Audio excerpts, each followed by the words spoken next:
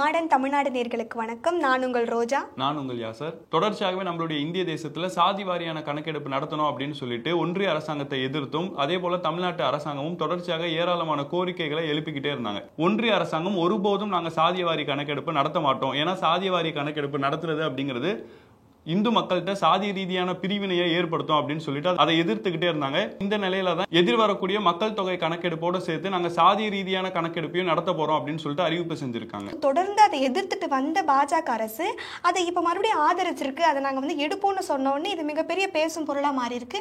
அப்போ ஒரு பக்கம் என்ன சொல்றாங்க அப்படின்னு பாத்தீங்கன்னா, இது திமுக காங்கிரஸ் போன்ற இந்திய கூட்டணி கட்சிகளுக்கு எடுத்த வெற்றியாக இது ஒரு பக்கம் பார்க்கப்பட்டாலும், இந்த இந்திய கூட்டணி கட்சியினுடைய மாபெரும் முழக்கமாகவும் போன நாடாளுமன்ற தேர்தலில் இது பார்க்கப்பட்டுச்சு. அப்ப அவர்களுடைய மிகப்பெரிய அழுத்தம் தான் இதுக்கு காரணமா, இல்ல ஒரு பக்கம் இது பீகார் தேர்தலுடைய அந்த அழுத்தம் காரணமா அப்படின்னு சொல்லி பேசப்பட்டு வருது. ஏன்னு சொன்னா இந்த ஆண்டு இறுதியில தான் பீகார் மாநிலத்தோட சட்டமன்ற தேர்தல் வர இருக்கு. அப்ப அந்த தேர்தல்ல அந்த மக்களுடைய வாக்குகளை பெறறதுக்காக ஒன்றிய அரசாங்கம் இப்படிப்பட்ட வாக்குறுதிகளை கொடுத்திருக்காங்களா அப்படிங்கிற ஒரு கேள்வி இருக்கு. இப்போ இந்த சாதிவாரி கணக்கெடுப்பு அப்படின்றது இந்தியாவில் எப்போ முதல்ல தொடங்கப்பட்டுச்சு? இதை ஏன் ஸ்டாப் பண்ணிட்டாங்க? மறுபடியும் இப்போ இதை ஏன் அறிவிக்கணும்? இந்தியாவை பொறுத்த வரைக்கும் இறுதியா 1931 ஆங்கிலேயர்களுடைய தலைமையில தான் இந்த சாதிய வாரிய கணக்கெடுப்பு அப்படிங்கிற ஒரு விஷயமே நடத்தப்படுது. ஏன் இந்தியா சுதந்திரம் அடைஞ்சதுக்கு அப்புறம் இத்தனை ஆண்டு காலம் எதிர்கட்சியா இருக்கிறவங்க மாநில அரசாங்கங்கள் தொடர்ச்சியாக சாதிய வாரி கணக்கெடுப்பு நடத்தணும் அப்படின்னு கோரிக்கைகள் வச்சும் கூட ஒன்றிய அரசாங்கம் ஒருபோதும் அதை எடுக்காம இருந்ததுக்கான காரணம் என்னன்னா, இங்க இருக்கக்கூடிய ஆதிக்க சக்திகள் தான். ஆதிக்க சக்திகளுக்கு என்ன பிரச்சனை அப்படின்னு சொன்னா, இன்னைக்கு சாதிய வாரி கணக்கெடுப்பு நடத்தாதனால ஆதிக்க சக்திகள் நாங்க தான் ஏதோ இந்த நாட்டில் அடிமை போல இருக்கிறோம், எங்களுக்கு தான் எல்லா உரிமைகளும் பறிக்கப்படுது, மற்றவங்களுக்கு கூட ரிசர்வேஷன் இருக்கு, ஆனா அது கூட எங்களுக்கு கிடையாது, அப்போ பொருளாதாரத்துல நலிந்தவங்களா நாங்க தான் இருக்கிறோம் அப்படின்னு சொல்லிட்டு தொடர்ச்சியாகவே பல்வேறு விஷயங்களை பொது தளத்துல பேசிக்கிட்டு இருக்கிறாங்க. நீதிமன்றங்கள்ல பல வழக்குகள் நடக்கக்கூடிய நேரத்தில் கூட அவங்களுடைய வாதங்கள் இந்த மாதிரி தான் இருக்கும்.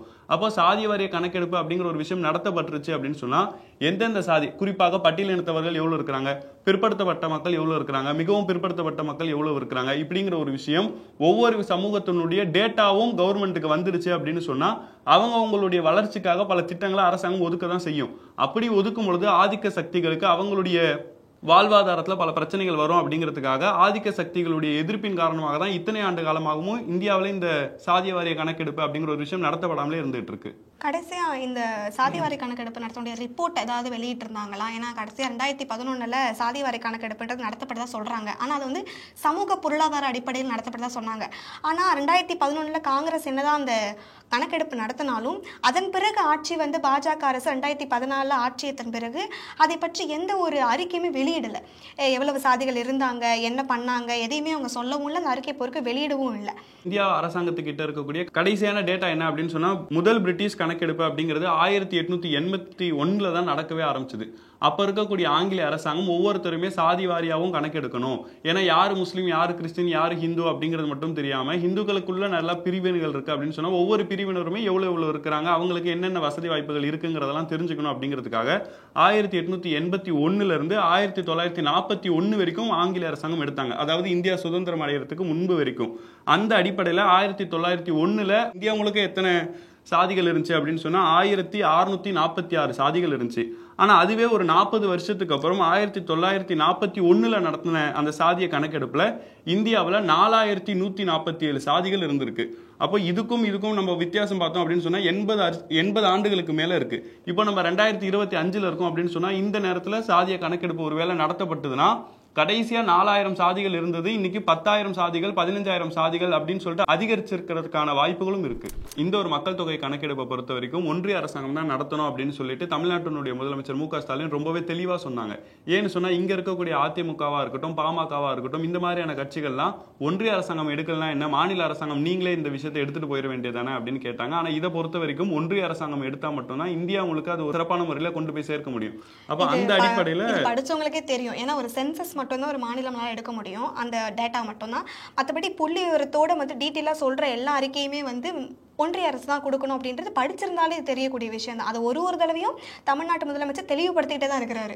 இதை பொறுத்த வரைக்கும் 10 ஆண்டுக்கு ஒரு முறை அப்படிங்கிறது மக்கள் தொகை கணக்கெடுப்பு நடத்தப்படணும். இறுதியாக 2011 எடுத்த கணக்கெடுப்பை தான் இன்னைக்கு வரைக்குமே நம்ம அதை பயன்படுத்திக்கிட்டு இருக்கோம். அப்ப 2021 கணக்கெடுப்பு நடத்த வேண்டிய ஆண்டு. ஆனா அந்த நேரத்தில் உலகம் முழுக்க இந்த கொரோனா பெருந்தொற்று ஏற்பட்ட விஷயம் எல்லாருக்குமே தெரியும். அப்போ இந்த கொரோனாவுடைய பாதிப்பு அதிகமான முறையில் இருந்தனால 2021 நடத்த வேண்டிய மக்கள் தொகை கணக்கெடுப்பு அப்படிங்கிறது நடத்த முடியாமலே போயிருச்சு. அப்ப அந்த கணக்கெடுப்பை தான் நாங்க இப்போ நடத்த போறோம், இந்த கணக்கெடுப்போட சேர்த்து தான் சாதிய வாரிய கணக்கெடுப்பையும் நாங்க நடத்த போறோம் அப்படின்னு சொல்லிட்டு ஒன்றிய அரசாங்கம் அறிவிச்சிருக்காங்க. அப்ப சாதிய வாரியான மக்கள் தொகை அப்படிங்கிறது எதுக்காக தேவைப்படும்? அதாவது இன்னைக்கு ஆர்எஸ்எஸ் சொல்கிற மாதிரியும் பிஜேபி அரசு முன்னதாக சொன்ன மாதிரியும் இந்த சாதிவாரி கணக்கெடுப்புன்றது சும்மா சாதி பிரிவினையோ இல்லை இந்துத்துவத்தில் பிரிவினை ஏற்படுத்துறதுக்கு இந்த சாதிவாரி கணக்கெடுப்பு எடுக்கப்படலை. ஏன்னா சாதிவாரி கணக்கெடுப்பு மூலயமா மொத்தமாக எத்தனை சாதிகள் முதல்ல இந்தியாவில் இருக்குது, அந்த சாதிகளில் எந்தெந்த சாதிகள்லாம் ரொம்ப ஆதிக்க சாதியாக இருந்துட்டு சில சலுகைகளை பெருகுது, இல்லை எந்தெந்த சாதிலாம் இன்னும் அடிமையாகவே எடுத்துட்டு எந்த சலுகையுமே பெறாமல் இருக்குன்னு முதல்ல கண்டறிஞ்சு அப்போ இந்தந்த சாதியினருக்கு இந்த சலுகை கிடைக்கல, அப்போ அந்த சாதியினருக்கு நம்ம இடஒதுக்கீடு கொடுத்து அவங்களையும் மேம்படுத்தணும், ஒரு சமூக நீதி ஆட்சியை நம்ம உருவாக்கணும் அப்படின்ற நோக்கம் தான் இந்த இடஒதுக்கீடுக்காக தான் இந்த சாதிவாரி கணக்கெடுப்புன்றது நடத்தப்படுது. இந்த புரிதல் முதல்ல நமக்கு தேவைப்படணும். அப்ப எதுக்காக நம்ம சாதிவாரி கணக்கெடுப்பு நடத்தப்படணும் அப்படின்னு சொல்றோம்னா அதுக்கு மிக முக்கியமான காரணமே இங்க பிற்படுத்தப்பட்ட மக்கள் இருக்கிறாங்க. இந்த மக்களும் மற்ற மக்களை மாதிரி வாழ்க்கையில உயர்வுக்கு அடையணும், அரசு வேலைக்கு போகணும், பொருளாதாரத்துல உயரணும் அப்படின்னு சொன்னா அவங்களுக்கான மேம்படுத்தல் எல்லாத்தையுமே இந்த சாதிவாரிய கணக்கெடுப்பு அப்படிங்கிற ஒரு விஷயத்தை நடத்தினா மட்டும்தான் அந்த மக்களையும் வாழ்க்கையில அப்லிஃப்ட்மெண்ட் பண்ண முடியும். அப்ப அந்த ஒரு விஷயத்துக்காக தான் எடுக்கிறாங்க. இதை பொறுத்த வரைக்கும் இந்த மாதிரியான சாதியவாரி கணக்கெடுப்பை நடத்துறதுக்காக ஏற்கனவே சில ஆணையங்கள்லாம் அமைக்கப்பட்டது. உதாரணத்துக்கு 1953 கே கலேல்கர் ஆணையம் அப்படிங்கிற ஒரு ஆணையம் அமைக்கப்பட்டது. ஆனா அந்த ஆணையத்தோட ரிப்போர்ட் அப்படிங்கிறது பெரிய அளவுல பயன் தராதனால 1979 மொரார்ஜி தேசாய் தலைமையில பிபி மண்டேல் அப்படின்ற ஒருத்தர் நியமிக்கப்பட்டாரு. இவர் தான் 2வது ஆணையமாக இந்த சாதியவாரி கணக்கெடுப்பு சம்பந்தமாக விசாரணையை நடத்திட்டு இருந்தாரு. இவர் கொடுத்த அந்த ரிப்போர்ட்டின் அடிப்படையில் தான் தமிழ்நாட்டிலேயா இருக்கட்டும், இந்திய அளவில் இருக்கட்டும், எல்லா இடங்களுமே இந்த இடஒதுக்கீடு அப்படிங்கிற ஒரு விஷயமே நடைமுறைப்படுத்தப்பட்டுட்டும் இருக்கு. மக்கள் தொகை கணக்கெடுப்பு எடுக்கும்போது என்னன்னா இவங்க ஒன் அண்ட் ஒன்லி பழங்குடியினரும் பட்டியலினத்தவங்க மட்டும்தான் அவங்களை கணக்கு பண்ணியிருக்காங்க. அந்த பிற்படுத்தப்பட்டவர்களை பற்றி இவங்க வந்து கணக்கே எடுக்கல. அப்போ அவர் என்ன சொல்லியிருக்கிறாருன்னா அவருடைய அந்த கமிஷன் ரிப்போர்ட்டில் 50க்கு மேலே வந்து பிற்படுத்தப்பட்டவர் மட்டும் இருக்கிறாங்க, அப்போ அவங்களுக்கு நீங்கள் 27% இடஒதுக்கீடு கொடுக்கணும்னு அவர் வலியுறுத்துறாரு. அதன்படி தான் இன்னைக்கு 27% இடஒதுக்கீடு இருக்கு. அப்போ அது மூலியமா இந்த கேஸ் வருது, இந்திரசகானி கேஸ் வருது. இந்திரசகானி கேஸ் மூலயமா 50% வந்து இடஒதுக்கீட்டை தாண்டக்கூடாது அப்படின்ற ஒரு விஷயத்தையும் கொண்டு வராங்க. இப்போ என்ன இது ஒரு சிக்கல் அப்படின்னா, இப்போ கடைசியாக பீகாரில் சென்சஸ் எடுத்தாங்க இல்லையா, அந்த சென்சஸ்ல என்ன சொல்லியிருக்காங்க அப்படின்னு பார்த்தீங்கன்னா அவங்க சென்சஸ் எடுக்கும் போது பிற்படுத்தப்பட்டோர் மட்டும் 60% மேலே இருக்கிறாங்க. ஆனால் அந்த 60% மேலே இருக்கிறவங்களுக்கு இடஒதுக்கீடு இருக்கான்னு கேட்டால் இல்லை. அப்போ இப்போ இந்த மாதிரி ஒவ்வொரு மாநிலங்களுக்கு எடுத்தா அந்த அனைத்து மாநிலங்களுக்குமே பிற்படுத்தப்பட்டவர்களுக்கு ஏற்றமான அந்த இடஒதுக்கீடு என்பது இல்லை. அப்போ ஒட்டுமொத்த இந்தியாவுக்குமே நீங்கள் சென்சஸ் எடுத்து பார்க்கும்போது பிற்படுத்தப்பட்டோர் அப்படின்றவங்களுக்கு உரிமைகள் பறிக்கப்படுது. அப்போ அந்த ஆதிக்க சாதியினருக்கு மட்டும் அந்த உரிமைகள் போகுது, பிற்படுத்தப்பட்டோரை பெருசாக வந்து சலுகைகள் இல்லை அப்படின்ற ஒரு உண்மை தெரிய வரும். அப்போ பல உண்மைகள் இந்த சென்சஸ் மூலியமா நமக்கு தெரிய வரும்.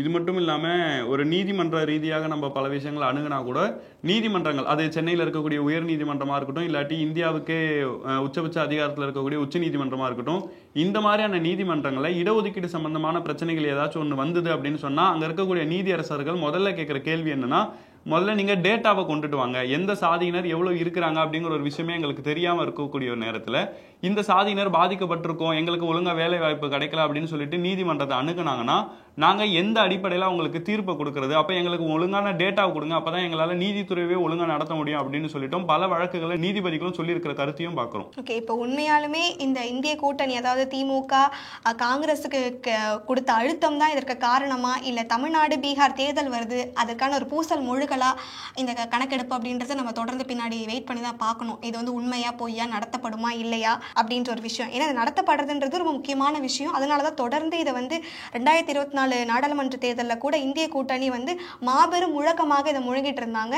இது ஒரு பக்கம் வெற்றியாக பார்க்கப்பட்டாலும் இது முழுமையா நடத்தப்படுமா இல்லையா என்பதை நம்ம தொடர்ந்து தான் பார்த்து தான் ஆகணும். உண்மையிலேயே மக்கள் மேல மோடி அரசாங்கத்துக்கு பாசம் இருக்கா அப்படிங்கிற ஒரு விஷயத்த பார்க்கணும். ஏன்னு சொன்னா ஒவ்வொரு வாட்டி இந்த மாதிரி பல திட்டங்களை அறிவிப்பாங்க, ஆனா இந்த திட்டங்களை ஒழுங்கான முறையில் முடிக்காம அதை பாதியிலே விட்டுட்டு போற வேலைகளை தான் மோடி அரசாங்கம் தொடர்ச்சியாகவே பல விஷயங்களை செய்யறாங்க.